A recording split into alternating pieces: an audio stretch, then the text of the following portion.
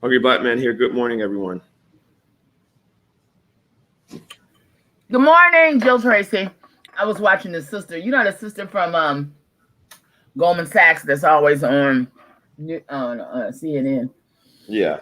I love her.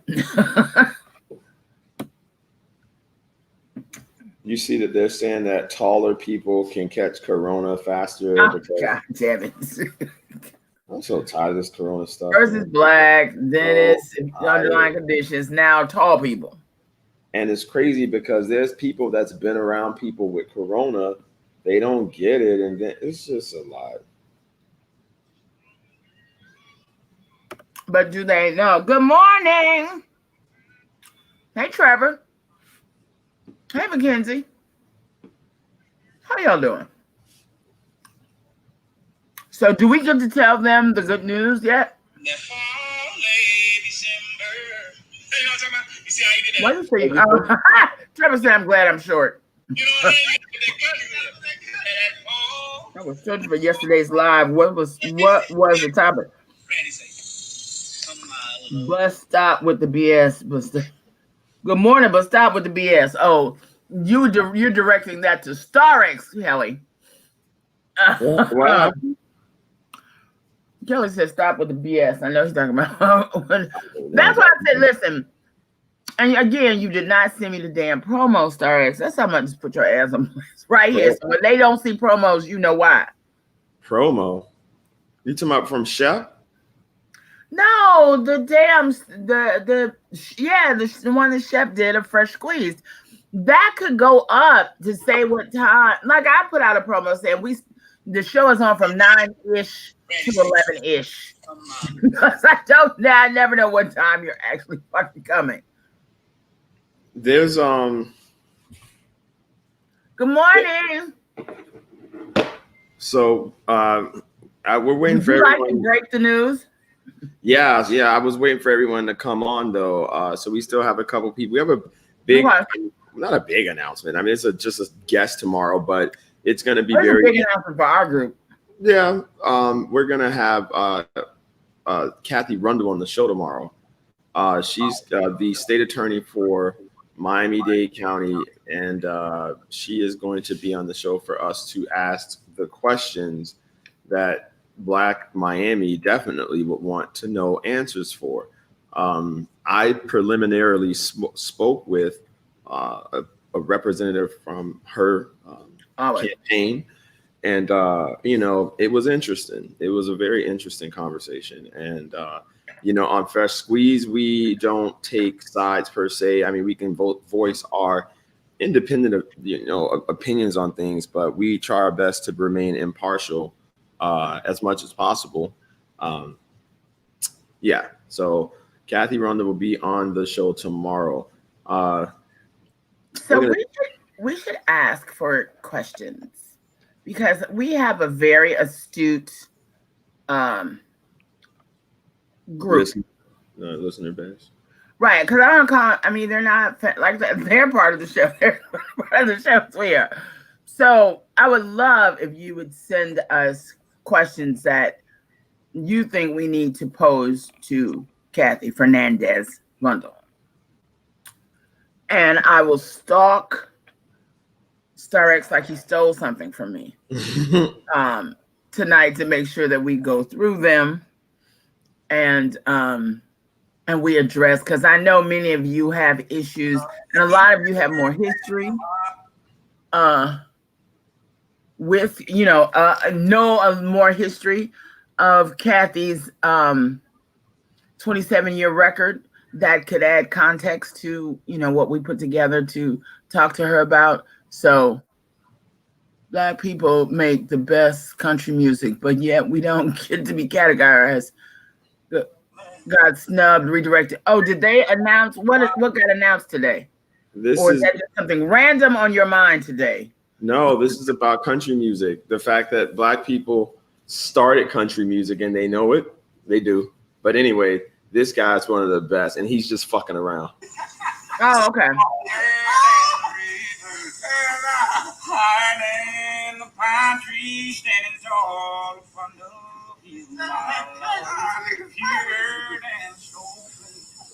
that fall, late December. You know what I'm talking about? You see how you did that? Put that little fall. You know what I'm saying? You gotta put that curtain. That fall. You know what I'm saying? You gotta put man. My love is deeper than the Holland, stronger than the river, higher than the partridge stand tall upon the hill. On the phone, I said, Mama, you won't believe what just happened to me. Oh, yes. I'm gonna take your ass to Atlanta. Okay.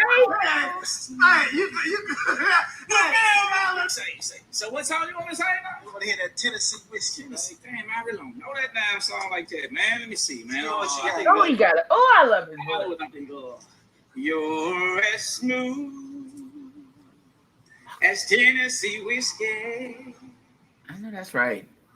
You're as sweet as strawberry wine.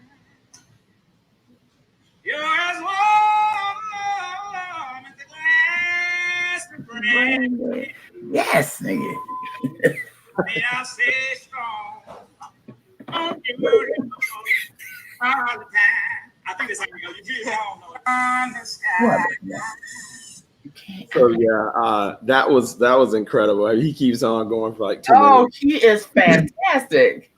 So guys, now that we have everyone chiming in, we had a big announcement in the sense that we're gonna have State Attorney Kathy Fernandez Rundle on the show tomorrow, and Joe would love for you guys to post your questions if you can. If you're from Miami-Dade County, we know we have a lot of out of the county folks listening, so maybe some of you are not familiar, but the state attorney's office in the state of Florida, this particular state attorney is probably one of the most powerful people in the state. This person is charged with bringing charges against people who break the law. So she's going to be on the show tomorrow, and we look forward to that. Now, we're going to start the conversation off today, guys, with just a clip where, thank God, the amount of reward is when I finish. Hold on. The amount of reward for sorry about that, guys. Okay. The reward amount has been increased for Alana Washington, and so we're gonna go there, and hopefully we can get justice for this young baby. Again, we're having a call today and a march on tomorrow. Oh, that's a good one, Roy. Yes, he does. Sam Cooke and Randy Travis. You are. Dead in the search for the gunman who killed a young. That's what I'm talking about. Elena Washington died in a drive-by shooting that happened near Northwest 29th Avenue and 51st Street in Northwest Miami-Dade on Saturday. 3 of her family members were also shot. Miami-Dade's mayor and several other county commissioners have all pledged money, bringing the total reward now to $55,000. If you have any information on this case, call Miami-Dade Crime Stoppers. The number 305-471. Wow. They hit? Oh, they did. It was like that. Oh, okay. Okay. Oh, God. This sucks. What? Okay, hold on, Joe. All right. So I don't know if you guys saw this, but this is insane, which is there was a gentleman, a black officer, who shot and killed a white woman who seemed to be having some sort of breakdown and was attacking him with scissors. Was about to attack him with scissors, and he shot and killed her. Did you see that, Joe? No. Did any? Excuse me, guys. Yeah, he was found not guilty. Thank God. Because if he weren't, that would have been insane. Okay, let's go to that for you.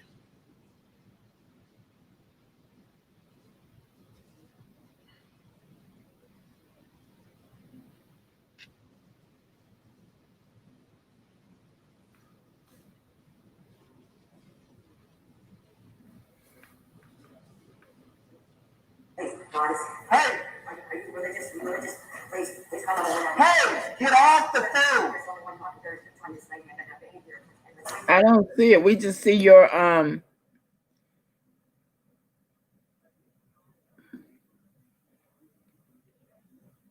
Is it me, y'all? Or do you all see something moving? Or do you just see his face, the front of his Facebook page? Please ask her about this and watch her dance without music. Let me make a cut. Can I copy this? Because I'm going to be doing most of the research. I see this already. Where did he even go? Starks, where are you? Yeah. Hold on. Princess, you up there? You need mommy help? Good girl. I'm sorry, guys. This sometimes StreamYard starts acting crazy.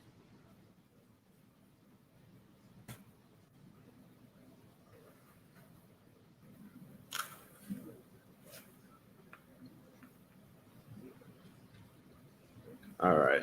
Okay, thank you for sending that. Unequal treatment, racial and ethnic disparities in Miami-Dade justice. Thank you. I will read that when we get out.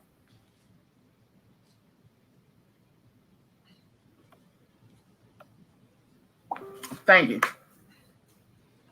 All right, guys. Sorry about that.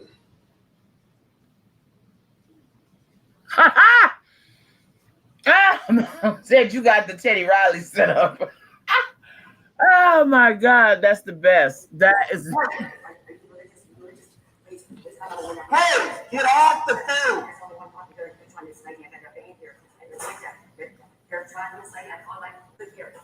Man, put those scissors down. Put those scissors down. You're not shooting. You're gonna have to shoot me. Please, like 101. Put those scissors down. Hey, put those fucking scissors down. Put those scissors down. Put those scissors down. Hey, go back over there. You're gonna have to shoot me, LD. You're gonna have to shoot me. It's not a problem to say to me. 104 quarters, 1033 channel. Give me a supervisor over here. You got a white female, she has. You at college? You at college? Hey, if you come over here, I will kill you. Damn. Drop the scissors. Drop the scissors. Shots fired. Shots fired. White female on the ground. Still got scissors in her hands. Shots fired. Shots fired. Drop the scissors. Drop the scissors. Hey, back up. Everybody back up. Hey, get out. Get out. Get out. Get out. Over there. Go that way. Go that way. Man, drop the scissors, please. Drop the scissors, man, please. Drop them. Drop them. Yeah, it's old, but he got off. His trial was last week, Anthony. So these are for people who've never seen it, and it's short from a different angle right here. Hey,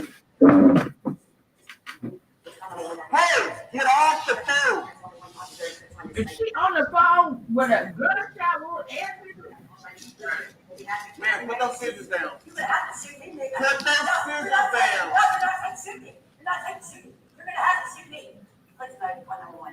Put those scissors down. Hey, put those fucking scissors down. Put those scissors down. Put those scissors down. Hey, go back over there. You're gonna have to shoot the LD. You're gonna have to shoot them. You ain't said to me, right here. 104 1033 channel. Give me a supervisor over here. You have got to go to the room. Damn.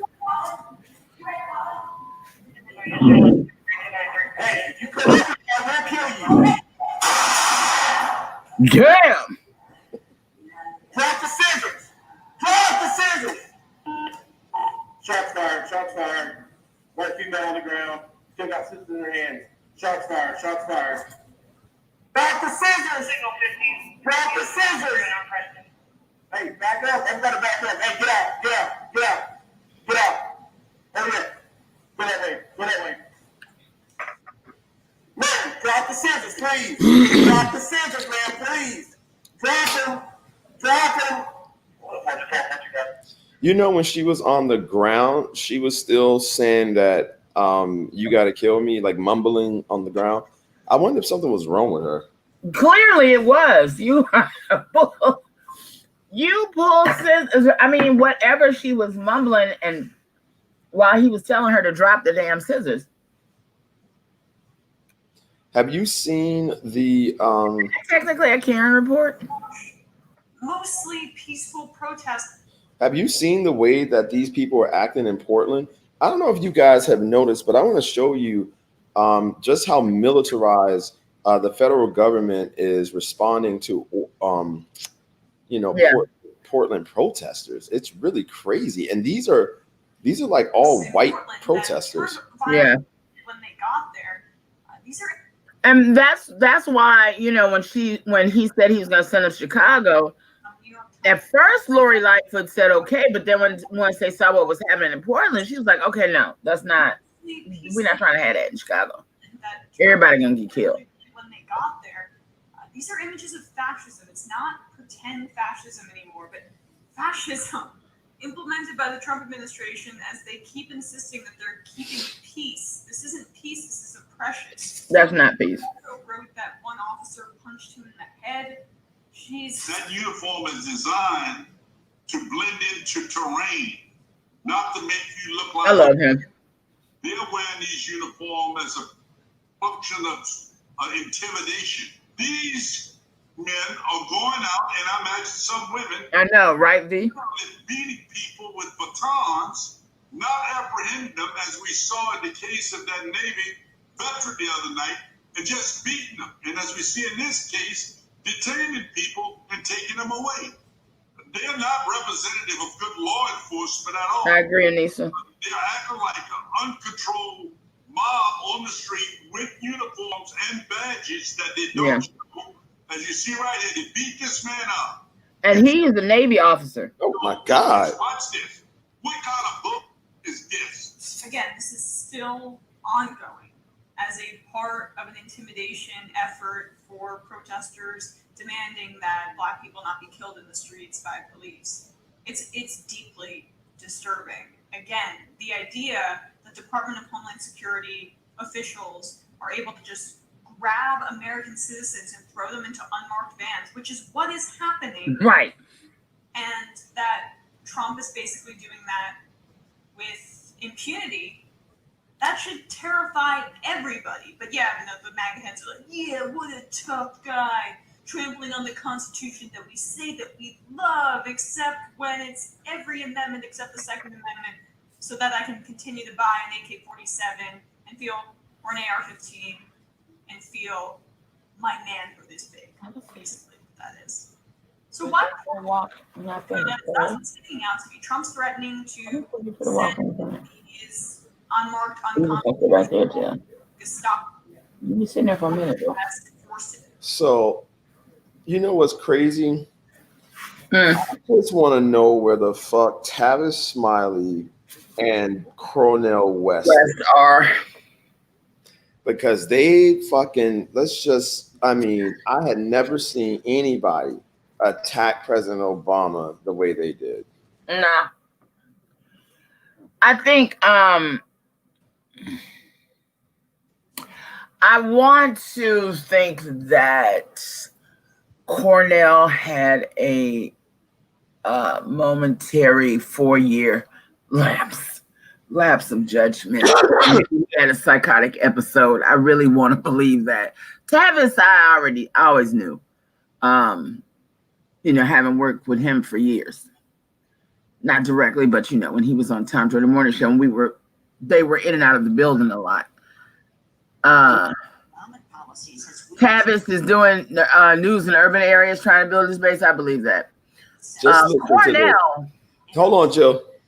Cornel West, you have been both a supporter of Senator Obama in becoming president and a fierce critic. These polls are shifting, even among his hugest support group.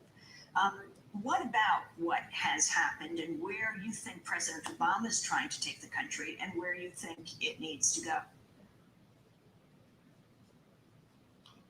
on the one hand, large numbers of black people rightly want to protect President Obama against the vicious right-wing attacks, the Fox News-like attacks, the lies about him being socialist, Muslim, and so forth. On the other hand, the suffering intensifies. It's very clear that President Obama caves in over and over and over again. He punts on first down. If you're in a foxhole with him, you're in trouble because he wants to compromise, you want to fight. He doesn't have the kind of backbone he ought to have. So black folk find themselves in a dilemma. How do we protect him against the right-wing attacks and at the same time keep him accountable, especially when it comes to poor and working people? Unfortunately, Tim Geithner and his economic team have nothing to do with the legacy of Martin King, have been different toward poor and working people. He listens to them, hence he's right. Oh my God. See, I could never support that. We hope he gets a progressive economic team, even though, as you know, many of us are exploring other kinds of possibilities in the coming election, given his lukewarmness. What are you exploring exactly? Are you talking about another candidate running for president? It would be a Bernie Sanders-like figure who was fundamentally committed to. And there you go. That tells you where that whole conversation was went and why it didn't work. When you say Bernie Sanders type, is Bernie Sanders considering running for president?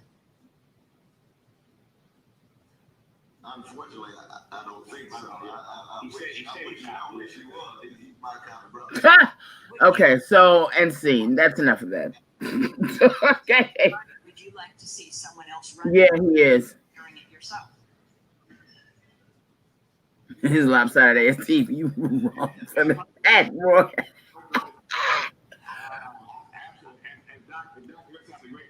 We can barely hear that, and it's annoying because you can't really hear what he's saying, and I really don't want to hear what he said anyway. As you well know, my role on public television and public radio. Did he leave the room? I think Starks left the fucking room.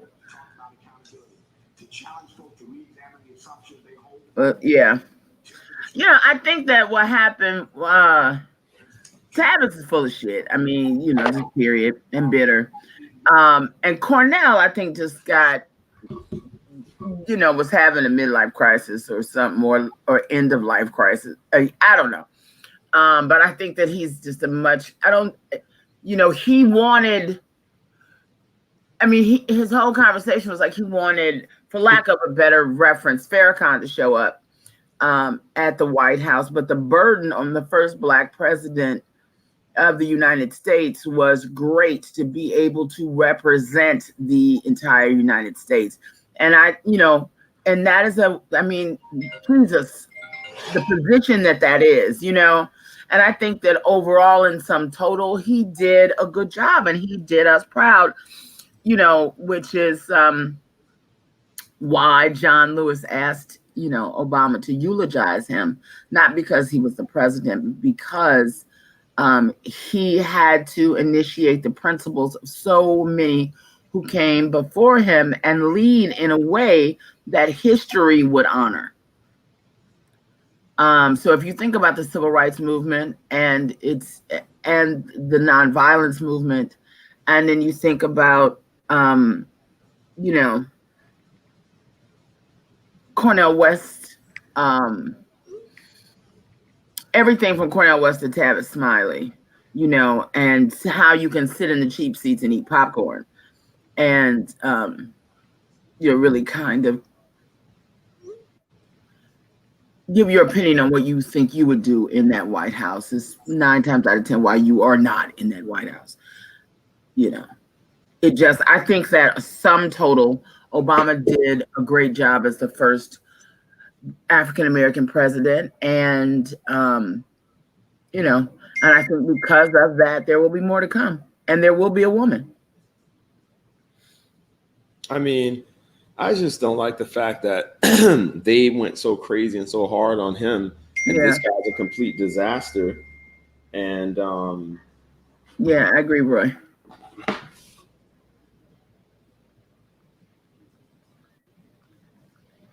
Exactly, Anissa. Right. That was not a conversation. And I think that's the biggest thing, right? That was not a conversation for everybody. That was for, kinfolk. And that's where they lost everybody. I mean, you see, people have been keeping the stories of Tavis Smiley at bay for a long time. And then after that happened, it was like, oh, girl, I got other things to do. Oh, they found out about that? Girl, I had nothing to do with that.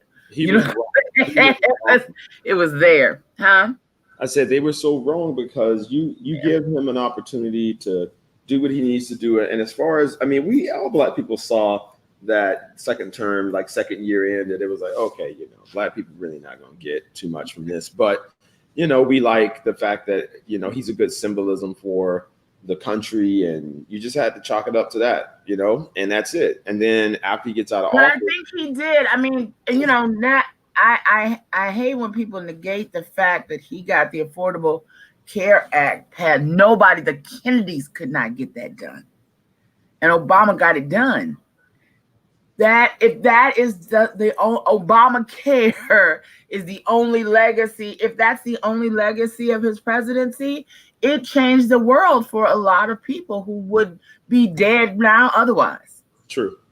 So yeah, and Trump, you can't do everything, goddammit, and he chose that, and Godspeed, and did it in such a way that they cannot get rid of. They are trying everything, right, man, to get rid of it, and they can't get rid of it. So he was too brilliant of an attorney, and was too brilliant Barack Obama is a very, very intelligent man, and I think that's what people just didn't understand. Like, he was so much smarter than he probably was the smartest president that we've ever had, to be honest with you. As far as intellectual aptitude, Barack Obama is probably the smartest president that's ever been, which allowed him to have that temperament to deal with all of that and not be moved. Yeah. It's not his fault that he, I get mad at his stance on Black America, but it's really not his fault. Technically he's Black American, but he's not culturally Black American. Like, he wasn't raised in a Black American household. He was raised in a white household, and then he was raised all around the country. So he knows what it means to be Black per se, but he doesn't really know what it means to be Black American. And so because of that, he didn't think Black American. He thought like an African that was raised in America. So, and they have a very different, like that Caribbean guy that was in the Pittsburgh Steelers was like, I'm going to stand for the flag because my mom came here the right way, and she got all of my family here the right way, and we struggled, and I made it, and I know what it means to be the American dream, and not understanding the sort of comprehensive, holistic view, and understanding that just because you give your own people a sense of, hey, I see you, doesn't necessarily mean you're divisive. It means that you understand that there is a group that is disproportionately hurting in the nation. And I think the president did that with other groups, but felt some type of way about doing it for Black people, with the fear that he would be typecast as someone that is only looking out for Black people, because that was the white fear to begin with, that he would not be the president. If you elect a Black president, that they're going to somehow enact a little small version of revenge, or give them what they're owed, which is so crazy to me. I think the fear of those types of white people is so insane. It's like, okay, wait, you're afraid that you're going to have to own up to the sins that made you rich and powerful. You're afraid of that because they know it's not right. They know it's not right. They know that they have privilege. And that's the whole thing about white privilege, right? Those who are really learned, and in the deepest, dark, middle of the night moments, in their soul, they know that there's nothing correct about, I have privilege because my skin is this color. There's nothing right in that. And they know that. Okay. And that's where the hate comes from, because some people know that, but they move in it anyway because they want privilege, or, they don't want to do the hard work. I think a lot of times they just don't want to do the hard work. It is just to be a full, intelligent, useful human being, when they could just ride on being white. And I could just ride down the street and kill Black people. I can take their shit. I can overcharge. I can do whatever I want to them. And that, that's an abusive. It's like having an abusive husband. That's someone That's said, what you say. Every time you got somebody white fucking with you at your job, you said, I have an abusive husband.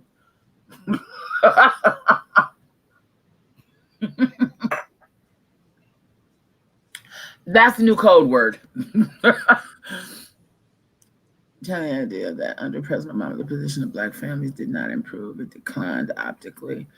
The Obamas were a great look, but on paper, though. yeah. I don't know. I think I don't.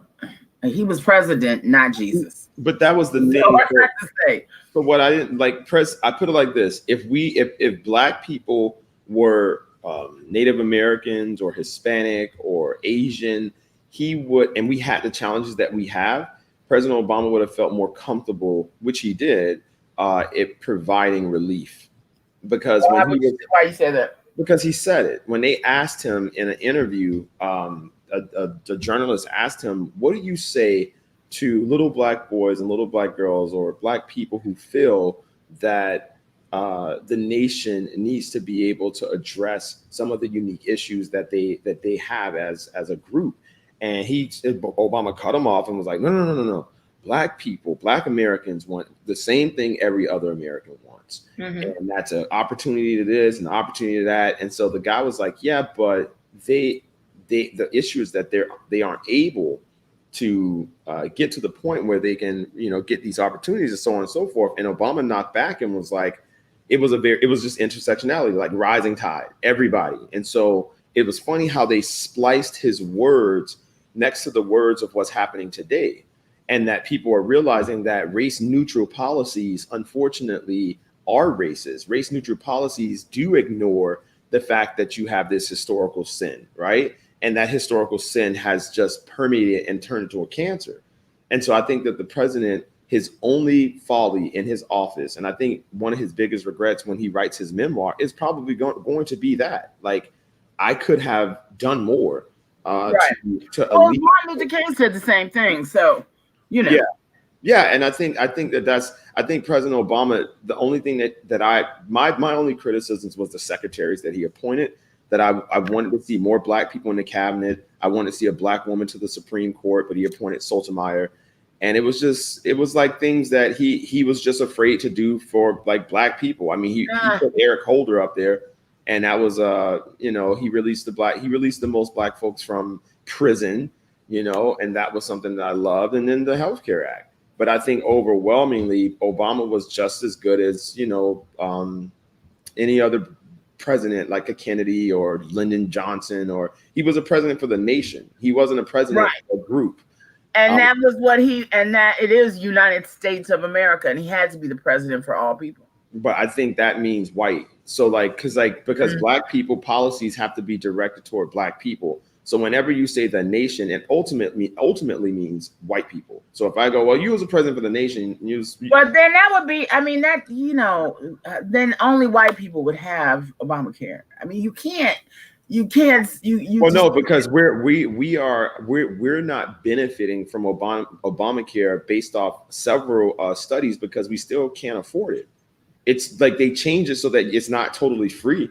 Right. Well, I mean, but then, it's by consensus. He put it in act. It would not exist. We would still be back to, we would still be in the place where if you got sick, you just either got over it or died because you couldn't afford to get any health care.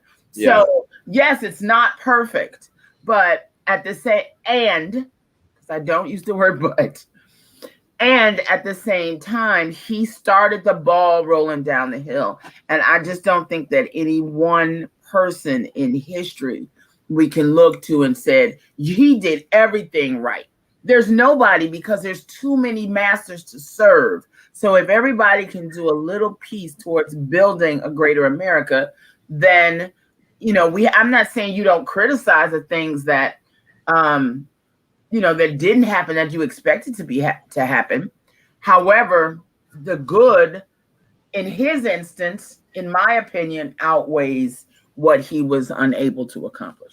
So I think that his stance on black issues, unfortunately, were not progressive. And so if he were a white president, we would chalk him up to like Bush. You know, we would say he wasn't a bad guy. He just was, you know, he just was a white president. And I think that that's what he did. He did what any other white Democratic nominee would have done. You know, he ran on Obamacare, and the country was ready for that. We had the democratically controlled Senate and House, and I think unfortunately, President Obama's memory for me is going to be more rooted in his ability to maintain the most discipline, decorum, civility, grace than I've ever seen any other human do. Like Right. he, you know, that in and of itself is a feat. yes, as a black man, like that's what got me so mad about Tavis Smiley and them acting like coons, because you know at the end of the day, I can understand that everybody's open to criticism, and so as a black president, of course, you're going to be open to criticism when black people are not doing as well as we should, unfortunately, right? But when you're in that office and and like you said, Jill, like we don't know the real deal. You know, we don't know what's really going on. You don't know who walks in that Oval Office and puts their feet on the goddamn desk. Thank you. And say, okay, this is what we're doing. You know, you don't know what, and I'm sure even Trump has that. And I think that's what's going to make Trump lose, because I think that the person who did that, who came in there, I think Trump lost it. And that person or that group was like, oh yeah, you done. Like, you're not going to win. And I think Putin has a vice grip on his balls. Yes. So, you know, we have to see what that is, what's going to come of that. You covered the exact points that Tavis might have discussed. He didn't say Obama was a waste of time or trash president. There were things that he could have worked on by his own admission. Nobody's perfect, and nobody, gets out of this shit alive. He was president of the U.S., not an HBCU. Yes, Reggie Mathis. Well, no. So Reggie, it's not so much. That's a good one, Reggie. No, it's not. It's not so much that. It's just that his rhetoric with other minorities. But you got to give it to him. That's a good analogy. Well, no, I think is misleading. Actually, I mean, I think that when you're the president of the nation, that's the job of the president, to make everyone whole, right? So when he fought hard for the DREAM Act, when he fought hard for LGBT minority designations and literally threatened public schools of not funding them if they didn't have bathrooms that designated transgendered icons. I mean, it was him showing a stance for a minority group that he felt needed to be made whole. And so I don't think that focusing on a group of people who are disproportionately affected by policies that this nation has created is in any way being the president of a HBCU. You are recognizing the fact that the nation is not whole, and that this very important segment of the nation has been neglected, and that it's on the onus of the federal government to provide the relief in order to amend and to repair that people. And he was uniquely positioned to do that. And so I think that the Democratic Black Caucus was also very complicit, that they could have fought and said, like, you know what, let's have these meetings with the president. Just what you suggested, Jill, when you were like, hey, we don't have to do everything outside. Valerie Jarrett was a conduit for the Obama family and the Democratic Black Caucus. And what the caucus was asking for? Things that benefited them, things that benefited their district, and not things that benefited Black people. And so the same exact, condemnation that Tavis and that other haired man is saying about President Obama, they need to levy that same thing to people like Maxine Waters and people like Elijah Cummings and people like John Lewis, who just passed. Those were the people that were in Congress forever, and they never once did anything of a meaningful policy that was that was directed toward actually improving Black America. So I think it was a fallacy to only go after Obama because of the Democratic Black Caucus. The Black Caucus was unified. Obama would have definitely listened to them. I believe he would have listened to them because they would have been able to reach across the aisle. DREAM Act wasn't passed because folks didn't come out in the 2010 midterms. A Republican Senate and House prevented him from getting anything passed. DACA was an executive order, which is even more, right? Reggie, which demonstrates even more that President Obama understood the unique situation of immigrants. And so he, from his office, passed an executive order that assisted in protecting them. And so all I'm saying is that Black people had the same level of magnitude of issues, just like these immigrants had. And so now there's never been a president that has said, I am going to focus on mending this people who this nation broke, this nation experimented on, this nation. And that was his, and that was the president's opportunity to also educate the nation on it, right? Like, I just think I really, and I know every other Black person thought his second term, I know we were all sitting there like, finally, when he gets in that second term, you know, he's going to crank it up. And it was not cranked up. So I just say at the end of the day, we're in a better position than we were when he went in. See, I wish I could say that, Jill, but we're empirically not. That's the problem. Empirically, we're not. Our GDP as a people actually decreased under him. Our GDP as a country. Well, our GDP as a country, white wealthy billionaires, they loved him, and white wealthy Black people loved Obama. Obama was a president for the wealthy because of his policies, his Federal Reserve rate. I mean, all of that. I mean, and he was a president. That's what he was. There's so much. Thank you, Anissa, and Anissa just ended that little tirade. Thank you, Anissa. That's it right there.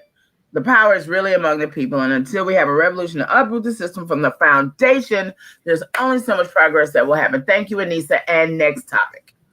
Yeah. I don't agree with that. But anyway. I don't care. Move on. People don't like hearing the truth.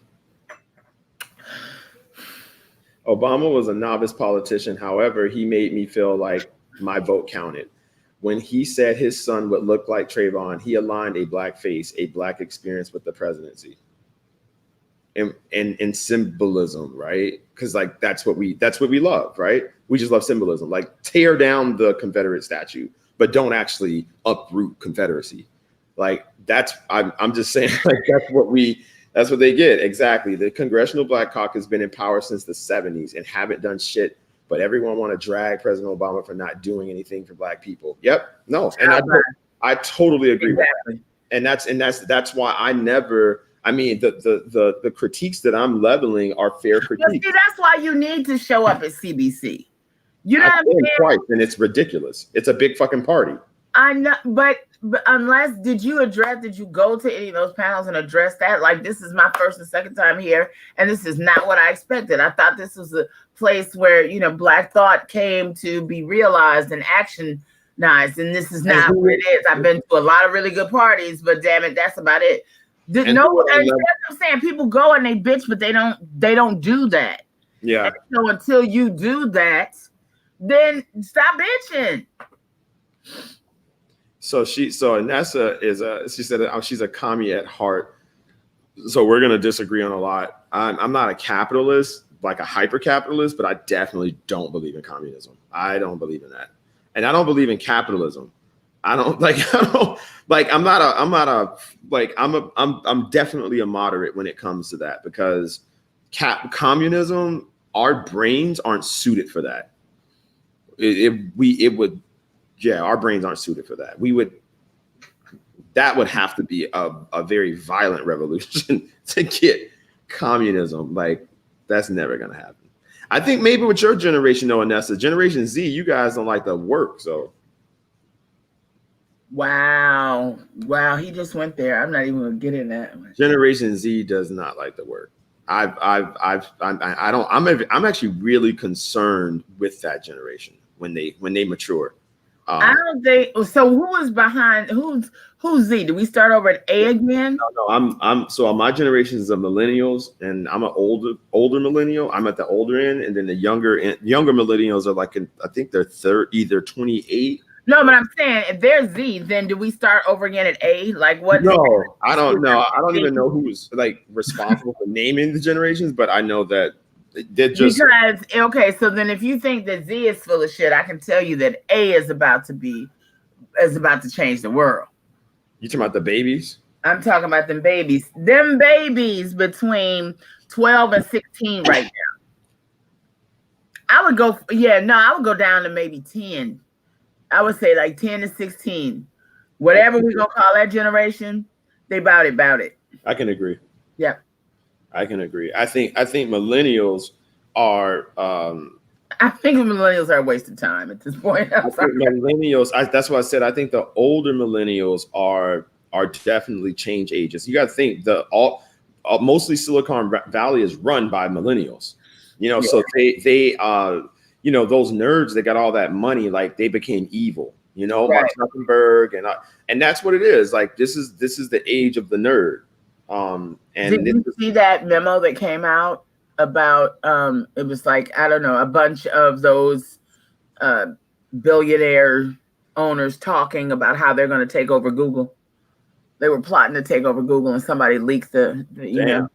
Yeah. Or it might have been an online chat or whatever it was, but it was private and somebody leaked it. It was, I'm surprised. Well, there's so much other shit happening. It can't get any air. You might have to go to Wired to see it, but our generation, Cheryl, likes to work. Millennials don't like to work in offices. We don't like being controlled. Well, you ain't got to worry about it now because y'all ass. There will be no offices to go to. Google dropped the bomb when they said they don't expect to have offices again if they do until 2021. And I'm with it. Listen, I get more done from my sitting right in this spot than I do than I, you know, having to drive and go to meetings and all that. I had like 6 meetings, did 3 interviews, sitting right at this desk. Say, I'm about it. You hear me? You know, that's nobody's office again. If they ever figure out how I can live broadcast into the studio from this spot, please believe. All we can do is like we can record now, which is what I'm trying to figure out what I'm going to do for this week. Trevor hit it right on the. They want to make money, but not actually work. Yes, Trevor. Because they've seen so many people do it. You know, just like I was talking about my friend who's making $7,000 a week on YouTube. Take care, Reggie. Bye, Reggie. You know, he's making $7,000 a week, sitting at home doing videos. What in the hell is supposed to motivate him? Bringing home almost 20, you know, on average about $25,000 a month. What's gonna motivate him to do anything else? You guys, my experience, Anessa, is that nobody's monolithic. We make statements in tandem with our experiences and the experiences of the people that we associate with. And when people say that, for the most part, if I tell you that a Generation Z, if I ask any employer, which I am, and if I ask any employer that's in my position, right, you have a choice to hire millennial or Generation Z. They are not going to hire Generation Z. Generation Z wants to make money literally sitting in a chair because of what Jill just said. And so now if you got a guy that you're using as the example, which is actually the exception, right? You're using him as the example, then, you know, you're going to probably be broke because you're running around trying to do YouTube because you hear this guy's making $7,000 a week just to sit there. It's like someone hearing that someone won the lotto and then they say to themselves, you know, when I grow up, I want to be a lottery winner. You know, I think that's what they all want to be, rappers.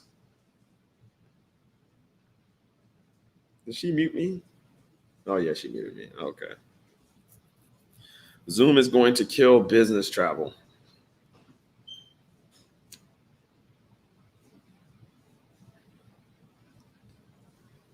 Go down here. Yep. No one sent any questions for Kathy Rundle tomorrow, so I guess you are not lying. Huh? Mackenzie is right. What happened? Mackenzie is so right. Oh, that's on brand. Gen Z is gonna uproot capitalism, so I don't see us being employed by corporations. No, if you guys don't change, you're going to be a big economic burden to the nation because we're going to try to find out what to do with a large workforce that's unskilled and hyper consumptuous and unmotivated. Yeah. That's going to be a problem, you know, and you're right. Full of socialists, commies, and anarchists. That's a big problem. It is. And so, and I don't think people are really, and you will see them. And when they mature, it's going to be awful. It's going to be awful. Imagine these people that the only thing they know, no work experience, no internships, no guidance. The only thing they can remember is being home from a pandemic during their years of college. And then when they're not home, they're throwing bottles of Carousel and Molotov cocktails at buildings and burning. Like, what are you going to do with those people? Yeah, you sounded like an old ass man. It's true. Oh God. So did you see the report that that Yelp put out that 60% of restaurants that shut down during the pandemic will be closed permanently? 60%. Sylvia's, for God's sake, is struggling. Wow. Like, she's like, thank God they had enough space to do outdoor business. Otherwise, they would have to close. I like the thought of going to New York and going to the Schomburg and then walking across the street and not going to Sylvia's is frightening, frankly. Have you ever tried the chicken rub? They sell it. Yes. It is amazing. If those of you haven't tried it, you can get it at Delaware Chicken Farms. That's like the only place locally I've ever seen that has it. Where's that at? Delaware Chicken Farms. Delaware Chicken Farms is on what is that? Sterling, the corner of Sterling and 441. It's like catty corner to Hard Rock. You'll see it's a big white chicken on the roof. Mm. It's exceptional. I go there for just about everything. I went there and I bought chicken breast. They were, they're more expensive. And I was like, well, let's just see. And then I grilled them. I was like, oh my God, I forgot what real chicken tastes like. Chicken with no sodium, no fillers, nothing injected. It was amazing how, how your taste buds have memory, right? It was, yeah. And so it is a little more expensive, but it doesn't have all of that. It comes straight from their farm. It's, farm. Is it organic? They do have an organic section. I don't think all of it is. I don't know. Let me take that back. I don't know if all of it is. They can't survive, then it's a wrap for most Black-owned restaurants. Exactly. If Sylvia's don't make it. Speaking of which, have you talked to our guests from Red Rooster lately? How are they doing? They're doing well. That's good. We should go over there and go live from them one day. We haven't been there. So I'm actually going to be working with Casey Healthy Cuisine. Here, I'll send you guys the address for Delaware Chicken Farms. Yeah, I'm going to be working with Chef Dominique from Casey Healthy Cuisine. Mm-hmm. Because I am doing the whole, when we get I was planning to start, I started Monday with the diet, but August 1st is going to start this whole thing that we started. So how are we going to start when you started Monday and No, I'm saying I started in like a preliminary diet. Like I just had to do like a cleanse. So I haven't really been eating stuff. And that's why, so yeah, we need to start on. And you were not an only child, which is amazing to me. We need to start on the 1st. And all it is, Jill, is that we're going to just do, like, we know what to do. We just don't do it. Here, you got to figure out, here, I'm about to put this address in here in the private chat. I sent it to you. Put that up on the comments. You got to figure out how I can get to, how I can add to the comments. Yeah, I'm gonna talk to you. I'm having to send it to you to send to them. Either way, like it's gonna do the same thing. You can't like respond to Trevor or Cheryl, or you can't do. Well, no, but I could send. I'm sending you the address to Delaware Chicken Farms. Everybody got it. They got it? Yeah, I posted it.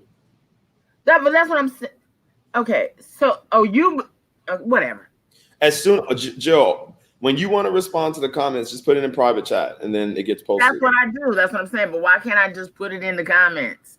I mean, we can email StreamYard and say, hey, look, we want that function. How can you do right? Yeah. Because I'm building out the My Black Pantry site, and I meet with the programmers twice a week, and it's it's a lot.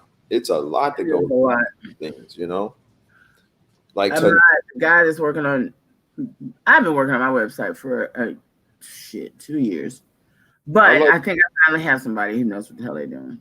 I gotta pay. I pay $5,000. Okay, I have to because it's an e-commerce. Well, yours is different. You got commerce. You got a whole bunch of shit going on yours. Mine is simply, my presence on the web right now, and then I'll decide where it goes from there. But so much I do. There's so much between Hot Talk, cocktails. It's so much content that I give out, and then people want to go back and find, and there's nowhere to go get it. So that was like, okay, you really got to put up a site, and that Grocery Store Chronicles. It's so funny because it's the like randomest stuff that you don't necessarily think people care about, that they are really like. Herman Cain died. Herman Cain? Yeah, he died of COVID. That ran for president. He was in there still talking about not wearing a mask. Oh, well, he's dead. So there you go. So let that be a lesson to everybody that, that mask saves lives. Who told you he died? It's breaking right now on CNN. And then they put on CNN 2 days ago, Herman Cain receiving oxygen and getting better while battling COVID. And then he dies? And yeah, that's what Dr. Ashby said. Dr. Ashby said that this virus, he said that you can feel better and then literally take this fucking dive. Yep. Listen, that's why when he told me to stay because Princess is supposed to go to the vet tomorrow, but I'm gonna have to call and be like, I'm sorry, I can't come. And neither can she. We'll have to reschedule that. Yeah, he's dead, Leslie. Okay, we got two. We don't know if pets can get it or not. We got two. Yeah, they can. Attorney General question. I'm in a situation that involved human trafficking and sexual abuse from 12 years old, and I wanted to know how can she step in and enforce some things to be overturned. Please ask Kathy why she has not prosecuted any cops who have committed acts of police brutality, and ask her about her alleged connection in making defendants pay a fine as a donation to charities she was either on the board or had influence over, allowing such defendants to get lesser charge and no jail time. Herman Cain was too damn old to be out here talking about. Roy, I cannot wait to meet Roy. We gotta have a cocktail and Kiki Roy because we are of the same tribe, honey. Yes, exactly. That's probably what killed him, Cheryl. I finally got Princess to go to sleep, Cheryl, too. They're napping. Finally. She's ready to go out. You saw her looking out the window like she does that. Y'all never even met the other dog. That's how low key she is.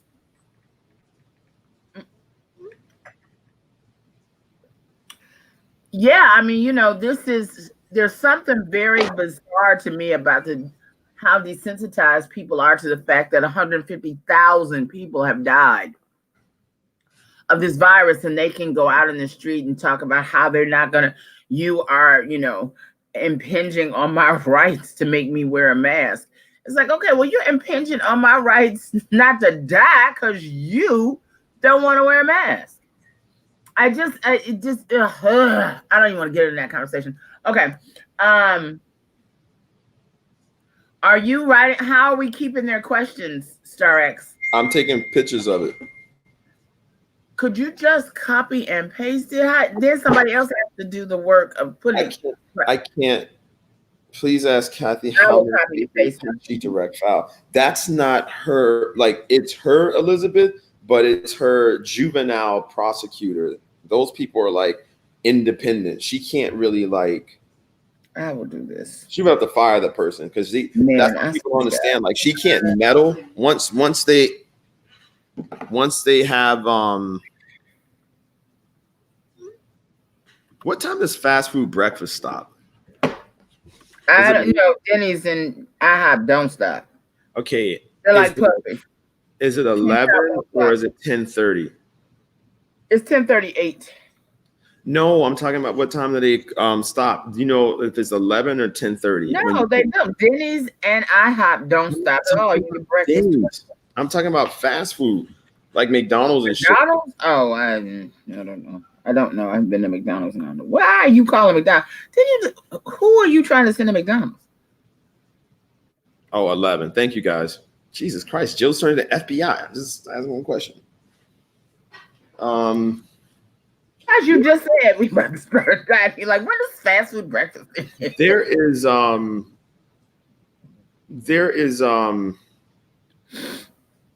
God damn it. I was about to. All right. Any more? I am copying and pasting your questions with your names. No, I got it, Jill. I'm doing snapping a picture. But then, we're going to get on here tomorrow and you'll be like, oh, I meant to send it to you. So Aisha's question was good. Nobody has any other questions for the state attorney? We have that. Don't have a lot of people that live here. We do need to do a roll call of where everybody is. Where is Natasha? You know what, Roy? The reason why I can't deal with fast food is because it's so salty. It wasn't that salty back in the day. Hello? Yeah, no, I don't do it at all. The smell of McDonald's makes me vomit, man. My big ass by heart. Roy, stop eating that shit. I mean, once you get the taste out of your mouth, I'm telling you, because I work right next to McDonald's and Denny's. Like the only thing now I get from Denny's is the pancakes. All right. Them some of the best pancakes on the planet at Denny's. So I get the side order of 2 of them for $2.25. I don't like Denny's pancakes. They taste I love them. They taste like they have kind of like a artificial aftertaste. And I don't like Cracker Barrel's food, but I like their pancakes. I love Cracker Barrel pancakes. I guess I haven't had them, but Denny's got a new recipe on their pancake. When's the last time you went? Oof, maybe about 10 years ago. Okay, yeah, you need to check them out now. That's like their whole new thing is these new pancakes because they are really good and they're really fluffy and they're not heavy and they're good. But that's the only thing I eat out of there.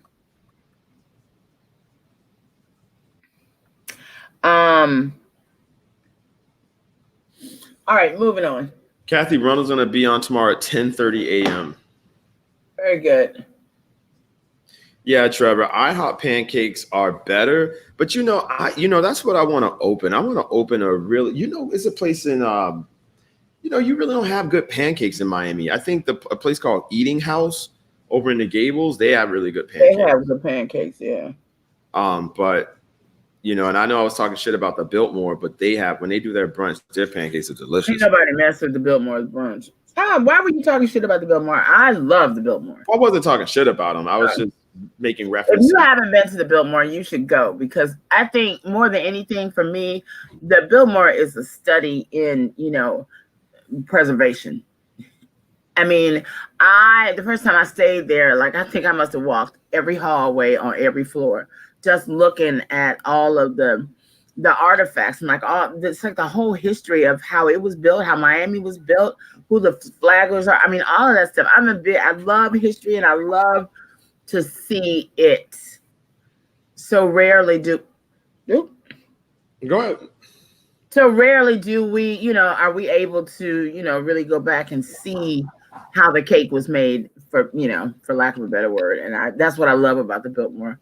The way they have preserved history, and that is the original foundation. Those are the original doors. They haven't replaced anything. They keep restoring that building. I think it's brilliant. The original pancake has the worst pancake, but the best friendship. Yeah.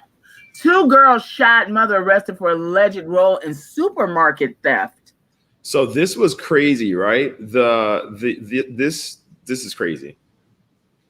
Oh my God, and it's here. A mother under arrest accused of playing a role in a supermarket shooting that left her 2 daughters injured. A security guard opened fire on that car they were riding in, and now we know why. Local 10's Roy Ramos is live now outside the hospital where those children are recovering tonight. Roy. Calvin and Nicole, both of those girls, as you mentioned, were brought right here to Ryder Trauma Center. The good news is they are expected to be okay. Police telling us their injuries are non-life threatening. Unfortunately, they will be separated from their mother tonight after police say she acted as a getaway driver in a supermarket theft. Which you probably put them up to. This mother was walked out of Jackson Memorial Hospital, placed in the back of a Hialeah police cruiser, and hauled off to jail Tuesday. The arrest all comes after she arrived at the hospital in this blue car with 2 young girls who've just been shot. This afternoon, one of the children seen with bloodstains on her shorts evading officers trying to help. At the time, the mother questioned by the police before attempting to place her daughter onto a gurney to be checked for injuries. Detectives say the mother told them both girls were shot in the legs at a Northwest Miami-Dade location, but while officers responded, they quickly learned the mother's story was bogus. The real scene happening here at the Ray Chavez supermarket off West 8th Avenue and 17th Street in Hialeah. Marco Correa when he said he saw the police arriving because of okay, we're just doing too much. That a plastic bag wrapped around his head. Getaway car where there was a 17th Street in Hialeah. Marco Correa was inside the supermarket when he said he saw the police arriving because apparently someone stole something from the store. Investigator Plus, it was inside the van stole items before running out to a getaway car where there was waiting. As the driver took off, a security guard ran after the vehicle, firing at least 1 shot into the car. I don't think we see. Correa telling me it is so sad to hear that the shots were fired into a car where there were 2 young girls. And Hialeah police say right now they are questioning that security guard. As for that mother, we are working to find out what charges she will be facing. Now, when it comes to that man who was arrested, who was involved in that supermarket theft, we did ask Hialeah police if he was in custody. They would only tell us that this incident was under investigation. Outside of Jackson Memorial Hospital, Roy Ramos, Local 10 News. Now, see, this. Go ahead. Did you see what Zoe and Anthony said? She first said 2 black men shot at the car. Yeah, that's what I was getting at. I didn't see She said that, and when I posted it, it was so funny, man. Like they put the address where it happened. We put the that was crazy. He had that whole. He just unrolled them and just wrapped them around. Like what? Oh, we so creative, black people. I tell you, he got the whole box of Glad on his head. Whew, that's funny. Mark said, "Will marijuana convictions be reevaluated or overturned?" That's a good one. That's a good one. Where is that? First of all, that security guard should have never shot at the car. He was arrested, Aisha. He was definitely arrested. Correct. Yeah. Like what? It's just like, did you hear about the guy that shot the people because they weren't socially distancing? Oh shit! No, I didn't hear that one. Yeah, it was crazy. He Who made the other comment? Oh, there it is, Mark. Okay. This is crazy. Y'all work with us today because I am copying because I'm not messing with Star X tomorrow. I'm taking the pictures. Whatever, Jill. Look at this. We said that in sync. Whatever. Okay, this guy, of course, is Florida. A Florida man was so enraged at a woman and her son for not practicing social distancing inside a Miami Beach hotel lobby that he grabbed a gun and fired several shots Monday evening. Douglas Marks, 29, did not. These people be looking so old. How is this man 29? Dang. Hate will do that to you. Yep. Douglas Marks, 29, did not strike the family, but his reckless actions frightened numerous tourists and staff at Crystal Beach Suites Hotel, a local news reported. The guy came and started shooting, a witness told WSBN. The son and the mom were like crying and they were scared. Police said the shooter had confirmed. Oh, they got the story right here. Distancing dispute that ended with shots fired inside a Miami Beach hotel. The alleged gunman caught on camera getting cuffed, and tonight we're hearing from one of the witnesses. Local 10's Janine Stanwood is live outside the jail where that suspect remains behind bars. Janine. A social distancing dispute, isn't that a sign of the times? That suspect is still here at jail. The police say that he threatened a couple of tourists at a Miami Beach hotel. What do you mean? Yeah, she looked high. Yeah, it was. A wild night inside a hotel lobby. Bullet holes piercing the floor. A man in a surgical mask on the ground in handcuffs. After police say he fired off a bunch of shots because he claimed people inside weren't following COVID-19 rules. Police say this man, Douglas Marks of Miami. Witnesses say he confronted a woman and her son inside the lobby of the Crystal Beach Suites at 69th and Collins. Well, there you go. Distancing reportedly said, then you all need to leave before grabbing a gun and shooting. This witness, who didn't want to show his face, says he shielded mom and son. How many shots do you think? Like 6. And says he's grateful I'm a lucky person that he wasn't struck and no one else was either. Wow. Hey, what? Yeah, boy, that man look old as hell. It's about more like 59. Guys, okay. You know, yeah, for real. Some of these 20-year-olds look so rough. They do. It's the drugs. It's the drug. This drug culture is something serious, man. Yeah. Most of them are not gonna make it to see. Why do y'all keep just putting Herman Cain dead from coronavirus? We God forgive me. I think maybe that God snatched the headlines of the races. Nikki, you funny. No, I'm just saying V just put Herman Cain dead from coronavirus. Like, right. I mean, she might not have heard it when we said it the other time. Oh, okay. Now you know that the service starts at 11. For Herman Cain? No, that would be really good. Be like, let's get this nigga in the ground. No, for John Lewis. Oh, I think it's incredible that President Obama's doing the eulogy. Yeah, me too. That's what I'm saying.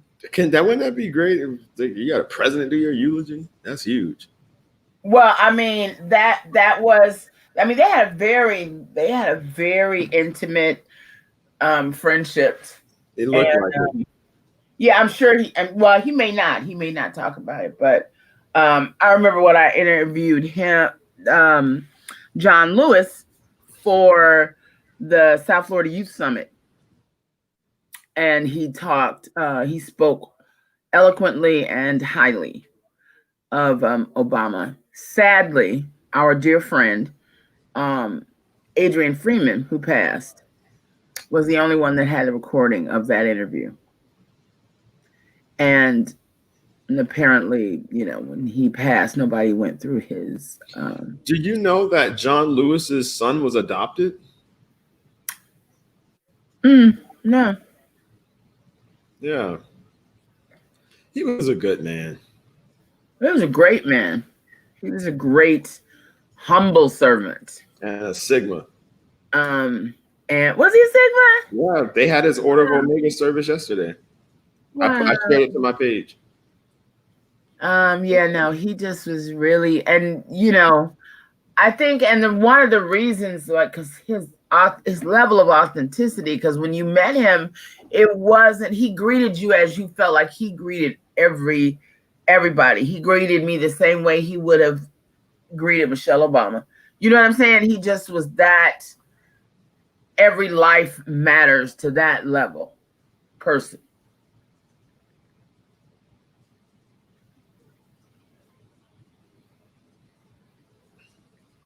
Yeah, so I'm And sorry. the fact that this god awful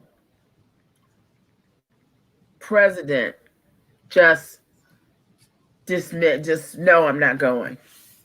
I mean, Yeah, you're talking about he want to extend. What did he say? He want to extend the date, the vote. oh yeah, he's because it's going to be widespread voter suppression and the mail-in ballots are going to be fraudulent. He wants to push back the election. No, sir. No, sir. I just want him Hey, out. Janae.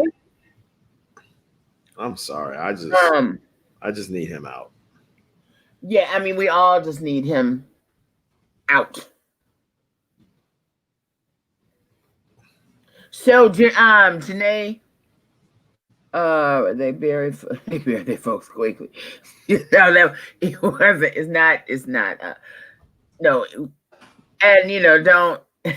I do have I will say I do have I do have a little pause for the death tour that we send our bodies on, because I thought that Floyd's, I was like, will they please just put this man in the ground and stop carrying him all over the country? But that, I was raised like that, almost, like Jewish people, like, 48 hours, the person's in the ground, period. But we all different. Yes, thank you, Jesus. I bet you're right, Roy. I don't think the family would have had him. You're right. All right, so listen, can you work on getting Daniela Cava maybe? Oh my God. Huh? Jesus Christ. I mean, we gotta do something about this coronavirus. Florida sees 253 deaths today. Like, it just the third day in a row. Like, just damn. Yeah, no, it is. And Broward County starting to get up there. They were doing well, but they're getting up there now. But Dade's just crazy. Like, Dade County reported 2,773 additional cases and 60 new deaths. The county now has 115,000 confirmed cases. I mean, everybody got it at this point. Like, that's a lot of fucking people. This is what I mean, is this herd immunity? I walk these dogs, and that's really the extent of it. And when I get off with y'all, I'm going to text work and see how we can work this out, because not only is it a pandemic, but a storm is coming. So can we look at the update from the storm, please, sir, so we can all be hey, stupid name. Huh? With that stupid name, Issa Solo or something like that. No, Issa's. Oh, Lord have mercy. Oh, well, that's a good thing. It looks like it's going. It's we're gonna get something, but it looks like it's like Oh, why my nose running? Oh God, it's coming right next to mine. They just be doing that shit. We never get the shit, which is great. I don't want my goddamn power out. I was about to say your power go out on a good sunny day, so shit, you need to bring all I'm done. And cover up your pool. All of that shit. What the fuck is this? I don't want to know how that shit. Baby, when I tell you this morning, when John Berman and Allison Camerota read John Lewis's op-ed, I had to get it together again. I had already woke up, had my little cup of coffee. It's so beautiful. And I'll start again if I even talk about it. But if you haven't read it, please read it. It's just, I'm going to get my New York Times today, and I'm going to have it framed and put it in here right next to Toni Morrison. I'm gonna move myself from next to Toni Morrison. I'm going to put that speech up. Because his last words that he wanted read, John Lewis's last words he wanted read on the day that he was his funeral. For real? Happened, yeah. And they read it this morning. Several shows have read the entire piece. It's like 750 words, but it's absolutely beautiful. I want to see that. I want to look at that every day I get up. Stormy Before I leave my house. It is a tropical storm officially now, and top winds are 60 miles an hour. It'll be moving over Hispaniola here during the day today, weakening from 60 to 50 mile an hour winds. But it's going to miss Cuba altogether. Fuck. So that gives us a chance to Thank you. and reorganize. And slam the hell into Miami. Man, fuck y'all. An hour. It's approaching us. And again, notice the computer models, some of them taking it further east away from us. So right now, That shit all the way nearly east. over us or somewhere Okay. All the models taking that shit east. Y'all just be wanting that So shit to Saturday hit. is a wet and windy day for sure, and they're moving more quickly away as we head into Sunday night and Monday. So it looks now like Saturday will just be the wettest, windiest day. But I'm going to show you the two computer models. No. Okay, the GFS. No. Hello. They just Can you that. turn that on for those of us who have to be out in the street Saturday and Sunday? I mean, he just said it's not gonna hit us.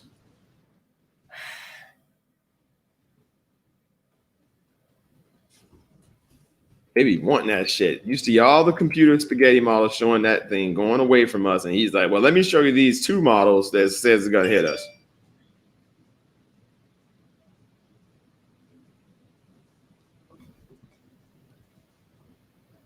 Wow. Sure. Yeah, that's amazing. Yeah, and I don't know about kids going back to school. I haven't, if I know. August 31st. Listen. Actually, it's on the op-ed page, V, of the New York Times. So I bet you if you go to here, let's see, if we go to NewYorkTimes.com. No, the weather's fine tomorrow. That's why we moved the rally for tomorrow. Well, and we'll make a decision today. But it's not, tomorrow's weather is fine. It's actually sunny all day. The weekend is storming. And it's not really a march. We're just walking. We're walking. Where y'all going? From Gwen Cherry Park to her house, and then back. And